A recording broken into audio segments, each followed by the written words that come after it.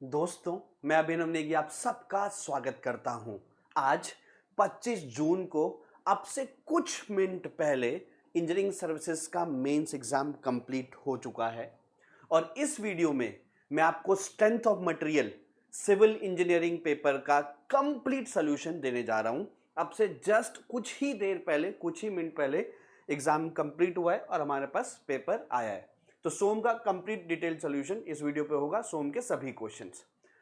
सोम के क्वेश्चन से पहले बताना चाहूं कि अगर सिविल इंजीनियरिंग की मैं बात करूं तो total number of selected students थे 1443। इन बच्चों ने आज एग्जाम दिया, they are fighting for 211 seats. ठीक है, तो टोटल 211 सीट्स के लिए सिविल इंजीनियरिंग में 1443 स्टूडेंट्स एग्जाम दे रहे हैं और टोटल इस बार जो सिलेक्टेड स्टूडेंट्स प्रीलिम्स में थे वो 3526 थे। ओके, आगे चलते हैं सोम के सॉल्यूशन के ऊपर। दोस्तों, सबसे पहला क्वेश्चन सोम का देखो, मैं बहुत सारी वीडियोस देखता हूं और टीचर जनरली कहते हैं कि पेपर इजी था, moderate to easy, easy to moderate. स्वाभाविक है कि टीचर को क्वेश्चन स्टूडेंट के कंपैरिजन में थोड़ा ज्यादा इजी लगेगा, क्योंकि वो 15 साल से, 12 साल से, 20 साल से, 8 साल से वही टॉपिक्स पढ़ाए जा रहे हैं। स्टूडेंट कितना तैयारी करेगा? 2 साल, 2.5 साल, 3 साल, 1.5 साल। लेकिन टीचर 10 साल से पढ़ाए जा रहे हैं, पर्टिकुलर सब्जेक्ट पढ़ा रहे हैं, स्टूडेंट को सारे सब्जेक्ट्स पढ़ने, तो कंपैरेटिवली थोड़ा टीचर को इजी लगता है। तो उस संदर्भ में नहीं, वाकई में आप जब क्वेश्चंस देखेंगे तो जो स्ट्रेंथ ऑफ मटेरियल का पार्ट था वो वाकई ही काफी इजी था। जैसे कि यहां पर सिंपल सा क्वेश्चन दे दिया कि आपके पास एक सिलेंडर है और इस सिलेंडर का डायमीटर लेंथ दोनों दे दिया। आपके पास लेंथ दे रखा था 200 mm, लेंथ इसका दे रखा था 200 mm और डायमीटर कहीं 38 mm था। ठीक है, डायमीटर आपके पास था 38 mm। अब इसमें उन्होंने एक पुल लगा दिया 98 किलो न्यूटन का, 98 किलो न्यूटन का पुल लगा दिया। ऑफ कोर्स जब हम पुल लगाएंगे तो इसका एक्सटेंशन होगा और डायमीटर इसका डिक्रीज करेगा। ओके, ऐसा कुछ आपके पास हो जाएगा ये। ठीक है सर, कोई दिक्कत नहीं। लेंथ कितना बढ़ा और आपके पास डायमीटर कितना रिड्यूस हुआ, दोनों ही वैल्यू वहां पे दे रखी है। पॉइजन रेशियो आपको निकालना था। पहला चीज, 12 मार्क्स का ये क्वेश्चन था, 1D सिविल इंजीनियरिंग की बात कर रहा हूं, 12 मार्क्स का। Minus lateral strain divided by longitudinal strain. Lateral कितना हो जाएगा? डिक्रीज हो रहा है डायमीटर, कितना डायमीटर आपके पास डिक्रीज हुआ? Change in diameter is minus, क्योंकि डायमीटर डिक्रीज होगा तो minus upon 38 upon 0.0092। Longitudinal strain is in the direction of length upon 200। यहां से म्यू की वैल्यू जो मैंने कैलकुलेट करी है, कैलकुलेशन यार देखते रहना, कॉन्सेप्ट सही होगा, कैलकुलेशन हालांकि मैंने 2 बार चेक किया है, स्टिल 0.2745 आपके पास आ जाएगी। अब इसके बाद उसने पूछा कि यंग्स मॉडुलस भी बता दो। ठीक है साहब, 12 मार्क्स का क्वेश्चन है तो मॉडुलस ऑफ इलास्टिसिटी मतलब यंग्स मॉडुलस भी बता देते हैं। तो Young's modulus is equal to stress by strain है, और क्योंकि ये यूनिडायरेक्शन लोडिंग है, भाई स्ट्रेस बाय स्ट्रेन आप हमेशा नहीं लिख सकते हैं। यूनिडायरेक्शन लोडिंग के केस में ही आप लिख सकते हैं। अगर 2 डायरेक्शन में लोड लगा होता तो stress in X direction upon epsilon X is not equal to E. Okay, तो यहां पे स्ट्रेस हम निकाल सकते हैं force upon area π/4d² upon strain 0.0092, longitudinal strain यहां पे हम लिखते हैं अपॉन 200। तो यंग्स मॉडुलस की जो वैल्यू मेरे पास आ रही है, आप चेक कर लेना, 1.87 इंटू 10⁵ मेगापास्कल आ रही है। 1.87 इंटू 10⁵ मेगापास्कल आपके पास यंग्स मॉडुलस की वैल्यू आई। इसके बाद ये यहीं तक नहीं रुके, एक्स ने पूछा मॉडुलस ऑफ रिजिडिटी, तो E is equal to 2G 1 plus mu, है ना। म्यू की वैल्यू हम निकाल चुके हैं, पॉइंट कितना था भाई, अभी निकाला था मैंने, मुझ समय से कैलकुलेशन नहीं कर जा रहा हूँ, आज बहुत दिनों बाद कैलकुलेटर भी चलाया है। 0.2745, यंग्स मॉडुलस 1.87 इंटू 10⁵, यहां से G की वैल्यू आपके पास आ जाएगी 7.36 इंटू 10⁴। याद रखना, शेयर मॉडुलस हमेशा आपके पास यंग्स मॉडुलस से छोटा ही होगा, क्योंकि G is equal to E upon, यहां से देखिए G is equal to E upon 2 1 plus mu. तो म्यू की वैल्यू 0 भी मानो मेटल्स के लिए, तो वो E/2 से हमेशा कम ही होगी, 50% से भी छोटी ही होगी। ठीक है, ओके। नेक्स्ट इसने बल्क मॉडुलस भी पूछ लिया। 12 मार्क्स का हर एक के लिए आपके पास 3-3 मार्क्स हो जाएंगे। बल्क मॉडुलस तो E is equal to 3K 1 minus mu.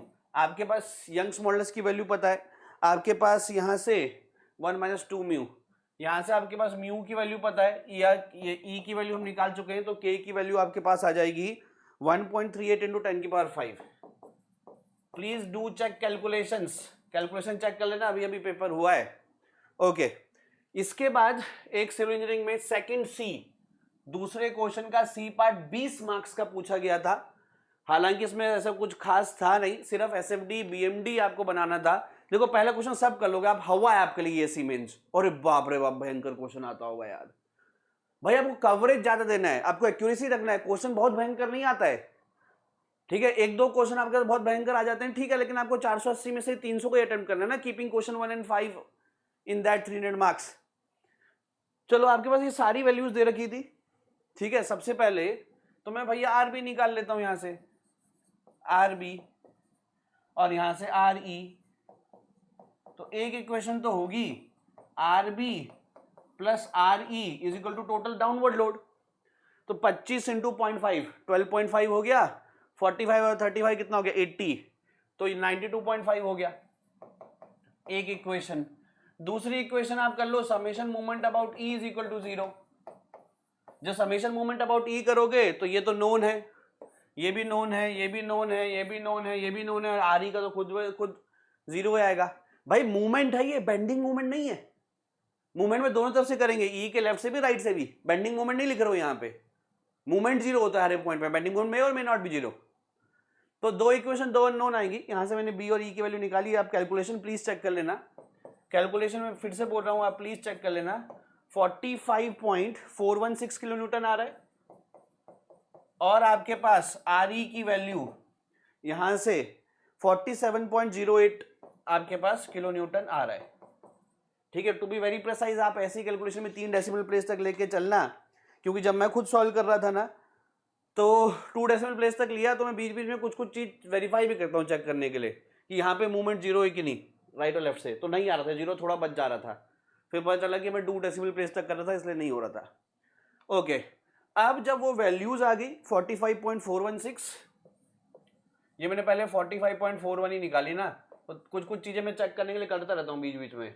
तो कुछ चीज जैसे सपोज मूवमेंट यहाँ निकाल रहा हूँ, मूवमेंट तो हर पॉइंट पे 0 होगा, मूवमेंट बेंडिंग मूवमेंट नहीं, तो 0 नहीं आ रहा था, थोड़ा थोड़ा बच जा रहा था। फिर देखा 3 डेसिमल प्लेस तक नहीं कर रहा हूँ, इसलिए ऐसा हो रहा है, ठीक है। यहाँ पे 47.080 ऐसा कुछ रफली वैल्यू था, ठीक है। अब मेरे को इनका बनाना है एसएफडी और बीएमडी, और बात वहीं तक नहीं रुकी है भाई, एसएफडी और बीएमडी तक की बात नहीं रुकी है। उसके बाद भी बोल रहा है वो कि मैक्सिमम शेयर फोर्स निकालना है, मैक्सिमम बेंडिंग मोमेंट निकालना है, हो सकता है उसको डिजाइन करना हो बीम, ठीक है। और उसके बाद कहाँ कहाँ पे 0 बेंडिंग मोमेंट है। कॉन्ट्राफ्लेक्चर नहीं पूछा, याद रखना बच्चे, कुछ इससे एग्जाम में कंफ्यूज कर दिए होंगे, मेरे को पता है। कॉन्ट्राफ्लेक्चर निकाल दिए होंगे सिर्फ, भाई कॉन्ट्राफ्लेक्चर जहाँ पे प्लस से माइनस जा रहा है, यहाँ पे जगह 0 पूछा ना, 0 चाहे वो प्लस से 0 हुआ वापस प्लस है, तब भी वो 0 बेंडिंग मोमेंट है। हाँ वो कॉन्ट्राफ्लेक्चर तो नहीं है, क्योंकि अगर प्लस से 0 है वापस प्लस है, मतलब ओवरऑल सैगिंग बेंडिंग मोमेंट है, रीइंफोर्समेंट नीचे लगेगा, रीइंफोर्समेंट का डायरेक्शन चेंज नहीं हो रहा है, तो कॉन्ट्राफ्लेक्चर नहीं है। क्योंकि कॉन्ट्राफ्लेक्चर में मस्ट है कि प्लस के बाद 0 फिर माइनस हो, या माइनस के बाद 0 फिर प्लस हो, साइन चेंज हो। तो बच्चे कंफ्यूज किए होंगे इससे, तो 1-2 मार्क्स का उससे नुकसान होगा, पर ठीक है कोई बात नहीं, आने वाले बच्चे ऐसे अपना नुकसान मत करना। यहां से ये सारी चीजें हमको बतानी थी। तो शियर फोर्स में अगर बताऊं एसएफडी सबसे पहले, तो आपके पास अभिनव नेगी मेथड लगा लो, कोई भी लगा लो, नेगेटिव कांस्टेंट ऐसा आ जाएगा, ठीक है। वैल्यू सब निकाल सकते हैं, वहां पे शो भी कर सकते हैं। ये वैल्यू आपके पास -12.5 आएगी, फिर 45.416 का जंप होगा, तो जंप के बाद आपके पास 32.91 आ जाएगी, यहाँ पे वैल्यू आ जाएगी 32.91, ठीक है। इसके बाद कोई लोड नहीं है तो कांस्टेंट रहेगा, फिर 45 से नीचे गिरेगा, तो उसमें 45 नीचे गिराओ, पहुंच जाएगा 12.09 पे, पहुंच जाएगा ये वैल्यू 12.09 पे। यहां से फिर से कोई लोड नहीं है, फिर जंप कराओ 47.08 का, तो वो जंप करा के आपके पास पहुंचेगी 35 पे। 35, ये 32.9 होने से ऊपर होना चाहिए थोड़ा फिगर, ये 32 से ऊपर होना चाहिए। 12.09 से चेक भी करते हैं, हाँ 35 लग रहा है, और फिर वहाँ 35 भी है, ठीक है। ऐसे करके नीचे आएगा और ये CR4 0 वाला रीजन ऐसे ही बनाया होगा आप लोगों ने, ठीक है। अब मैं अगर बेंडिंग मोमेंट की बात करूं, इसी में कर दूं क्या, इसी में कर दूं क्या बेंडिंग मोमेंट की बात, समझ जाओगे, समझ जाओगे। इसी में अगर मैं बेंडिंग मोमेंट की कौन से कलर से आपको डिस्टिंग्विश करूं, सपोज मैं यहाँ से आगे नीचे बेंडिंग मोमेंट की बात करता हूँ, ठीक है। तो बेंडिंग मोमेंट की बात हम करते हैं ट्वी ऐसा। तो यहाँ से सबसे कौन से कलर से बनाऊँ, मैं बनाता हूँ ग्रीन, ग्रीन से तो पहले वो हो रखा है, ऑरेंज येलो बनाते हैं। तो यहाँ पे नेगेटिव और magnitude wise decreasing, magnitude wise ऐसा जाएगा। ये वैल्यू आप चेक करना प्लीज, -3.125 आएगी, -3.125। इसके बाद पॉजिटिव है और कांस्टेंट है, और वो वैल्यू आप चेक करोगे तो वहाँ पे वो वैल्यू 29.785 के आसपास आ जाएगी। चेक कर लेना यहाँ पे बेंडिंग मोमेंट जस्ट इसके लेफ्ट में निकाल के 29.785 के आसपास आ जाएगी। यहाँ से फिर वो एंटी क्लॉकवाइज मूवमेंट तो 95 फॉल करेगा, 95 फॉल करेगा, 29.785 से फिर वो 95 फॉल करेगा, 65.215 आ जाएगी, 65.215 आ जाएगी। 20 जैसे कैलकुलेट करा करो एग्जाम में बीच में, 30 से 95 घटाया था, मोटा मोटा कैलकुलेट करो तो 65 सही है। हाँ, अब पॉजिटिव और मैग्नीट्यूड वाइज इंक्रीजिंग, तो यहाँ करना, ये वैल्यू यहाँ पे +0.62 आएगी, इससे थोड़ा नीचे बनेगा ना, मेरा बोर्ड छोटा हो रहा है तो ये 29 थोड़ा बड़ा होगा और +0.62 से काफ़ी छोटा होगा, ठीक है। तो डी पे आपके वैल्यू +0.62 आ जाएगी। फिर यहाँ से नेगेटिव इंक्रीजिंग करोगे तो वैसे तो उधर से भी देख लो 35 इंटू 270 आ रहा है, 35 इंटू 0.5 है, सॉरी 17.5 आ रहा है ना, -17.5। यहाँ से पॉजिटिव और कांस्टेंट है तो ऐसा जाके ऐसा वैल्यू आपके पास आ जाएगा, ठीक है। ऐसे ही बनाया भाई आप लोगों ने। अब देखो बेंडिंग मोमेंट जीरो कहाँ कहाँ पे आए, एक तो यहाँ पे आया, एक ये भी है, ये पॉइंट ऑफ कॉन्टैक्ट फ्रैक्चर नहीं है लेकिन बेंडिंग मोमेंट जीरो है, ये बेंडिंग मोमेंट जीरो है, ये बेंडिंग मोमेंट जीरो है, ये बेंडिंग मोमेंट जीरो है, और ये पूरा रीजन बेंडिंग मोमेंट जीरो है। ये इसका आंसर होगा। इससे कॉन्टैक्ट फ्रैक्चर से बहुत सारे बच्चे मेरे को लगता है कि ये होंगे, ठीक है। अभी खुद ही 10-15 मिनट पहले बच्चों का एग्जाम कंप्लीट हुआ है, तो मेरे को अभी तक रिस्पॉन्सेज बच्चों के नहीं मिले, पर स्टिल कुछ बच्चों का हो सकता है ऐसा गलत हुआ हो, तो 1-2 मार्क्स कटेगा, ज़्यादा नहीं, क्योंकि उन्होंने कॉन्टैक्ट फ्रैक्चर निकाल दिया होगा, सिर्फ ये वाला पॉइंट, ये वाला पॉइंट और ये वाला पॉइंट, ठीक है। अब ये वाले पॉइंट की वैल्यूज आप निकालोगे ना, तो मैंने वैल्यूज आपके पास निकाली हैं। तो एक पॉइंट की वैल्यू होगी आपके पास 0.594 from left support, 0.594 from left support, ठीक है। उसके बाद एक वैल्यू आपके पास होगी 1.94 फ्रॉम एफ, ओके। यहां से ये वाली वैल्यू होगी यहां से 1.94, ओके। और एक वैल्यू 2.018 होगी यहां से 2.018, ये 0.5954 कितना निकाला था मैंने, 0.594, ऐसा आपके पास होगा, ठीक है। तो कितने मार्क्स का था आपके पास, 12 कितने का था, 20 मार्क्स का था, ओके। एक और सोम का ऐसा क्वेश्चन है थ्योरी ऑफ फेलियर्स के लिए, जो गेट में अक्सर नहीं पूछता है, ठीक है। तो यहाँ पे पूछ लिया, ठीक है। ये वही बच्चे कर पाए होंगे जिन्होंने गेट के अलावा एक्स्ट्रा सिलेबस किया है, ठीक है, तभी वो इसको कर पाए होंगे। देखो आपके पास अगर सिर्फ एक मूवमेंट लगे,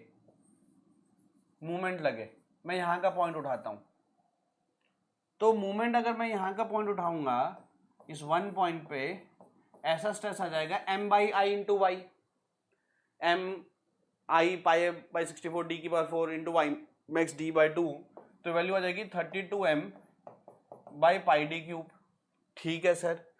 और अगर मेरे पास टॉर्क आए, टॉर्क और मूवमेंट में डिफरेंस आपको पता होगा, movement is about the transverse axis, इस एक्सिस के अबाउट मूवमेंट, या ये वाली भी हो सकती है पर यहाँ पे हॉरिजॉन्टल है, और लॉन्गिट्यूडल एक्सिस के अबाउट मूवमेंट ही, ये भी टॉर्क भी मूवमेंट है पर लॉन्गिट्यूडल एक्सिस के अबाउट, दैट इज टॉर्क। तो ये मैं यहाँ से कोई पॉइंट उठाऊं नीचे से 2, तो इस पे जो टॉर्क आएगा उसकी value tau x Y is equal to 16t by pi D cube हो जाएगी। अब ये कह रहा है दोनों लग रहे हैं, मूवमेंट भी लग रहा है, टॉर्क भी लग रहा है, तो जब मूवमेंट भी लगेगा और टॉर्क भी लगेगा, मूवमेंट भी लग रहा है, टॉर्क भी लग रहा है, तो अब मैं किसी पॉइंट को उठाता हूं तो मूवमेंट की वजह से इसमें ये होगा 32 m/πd³। इसको सिग्मा एक्स कह लूं। ऊपर से भाई कोई पॉइंट लोड ऐसा तो आ नहीं रहा, तो सिग्मा वाई की वैल्यू 0 है और टाउ एक्स वाई की वैल्यू 16t/πd³ हो जाएगी। ठीक है, अब भाई हमें सिग्मा एक्स भी पता है, सिग्मा वाई भी पता है और टाउ एक्स वाई भी पता है। हमें सिग्मा एक्स भी पता है, सिग्मा वाई भी पता है और टाउ एक्स वाई भी पता है। तो प्रिंसिपल स्ट्रेस हम निकालेंगे सिग्मा एक्स प्लस सिग्मा वाई/2 plus sigma x minus sigma वाई/2 whole square plus tau x y square, और सिग्मा 2 होगा सिग्मा एक्स प्लस सिग्मा वाई/2 minus under root sigma x minus sigma वाई/2 whole square plus tau x y square. ठीक है, sigma x value पता है, sigma M पता है क्योंकि, और डी भी पता है, तो सिग्मा एक्स भी पता है, सिग्मा वाई भी पता है, टाउ एक्स वाई भी पता है। तो यहां से आपके पास सिग्मा 1 की वैल्यू 42.845 आएगी, 42.845 मेगापास्कल, और सिग्मा 2 की वैल्यू आपके पास आएगी यहां से -12.27। तो आपके पास एक तो मेजर प्रिंसिपल स्ट्रेस था, मैक्सिमम क्या क्या पूछा था, determine the factor of safety पूछा है और determine the maximum principal stress पूछा है। सब्जेक्टिव में जो बच्चे अगले कुछ सालों में एग्जाम देने वाले हैं, समझ जाओ भाई, आप हमेशा लास्ट में आंसर अपने कंक्लूड करोगे। जैसे आपको पहले क्वेश्चन में ई जी म्यू के पूछा था ना, तो सारे वैल्यूज लिखोगे लास्ट में कि ई इतना, जी इतना, म्यू इतना, के इतना। ठीक है, सिग्मा 1 आपके पास आ गया, सिग्मा 2 आपके पास आ गया। अब आपके पास एक तो आंसर ये हो गया, दूसरा वो पूछ रहा है कि factor of safety according to maximum shear stress theory. तो मैक्सिमम शियर स्ट्रेस थ्योरी में क्या होगा, सिग्मा 1 माइनस सिग्मा 2/2 जो टाउ मैक्स होगा, सिग्मा 3 0 है तो 3 टाउ मैक्स होंगे ना, sigma 1 minus sigma 2/2, sigma 1 minus sigma 3 मतलब सिग्मा 3 0 है तो सिग्मा 1/2 और सिग्मा 2/2। तो जब भी एक माइनस वाला वैल्यू होगा तो हमेशा यही वाला बड़ा होगा ना सबसे ज्यादा, क्योंकि ये माइनस और वो सिग्मा 2 माइनस है तो प्लस हो जाएगा, तो बाकी दोनों वालों से एब्सोल्यूट में यही वाला सबसे बड़ा आएगा। Should be less than equal to, और अगर मेरे को फैक्टर ऑफ सेफ्टी लगाना है तो सिर्फ मैं इक्वल टू ही लगाऊं, sigma Y by factor of safety by 2, क्योंकि shear stress in uniaxial loading is sigma Y /2। तो यहां से आपका सिग्मा वाई की वैल्यू भी दे रखी है, सिग्मा 1 माइनस सिग्मा 2/2 भी दे रखा है, सिग्मा वाई भी दे रखा है। ये सब करोगे तो फैक्टर ऑफ सेफ्टी आपके पास 4.17 आ जाएगा। ठीक है, 4.17 आपके पास आ जाएगा। सिग्मा 1 माइनस सिग्मा 2/2 की वैल्यू 27.5 आएगी, कुछ 27.577, और सिग्मा वाई की वैल्यू 230 है।